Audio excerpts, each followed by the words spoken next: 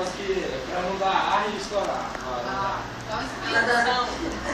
Aí você... Com o pênis Toca você vai encosta aqui. Tá molhado. Aqui tá muito grande aqui essa barriga. Alguém segura a baranga e bota coloca. Véi, tá filmando essa porra aí, velho. Horário, muito pior que eu não falo obrigado na apresentação de trabalho. Ela tem que ficar assim por causa que os espermatozoides vão tratar pra não...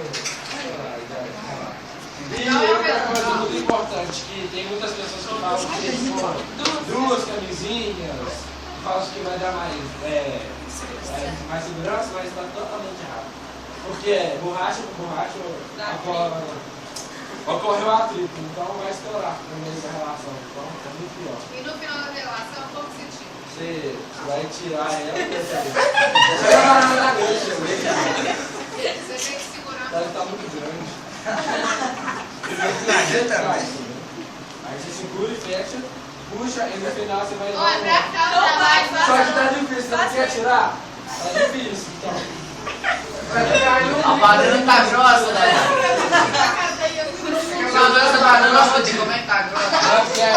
Porque a minha é estrangena, né, velho? Ele pega essa camisa normal. Não, mas galera. Meu Deus, aí já disparate de pagar.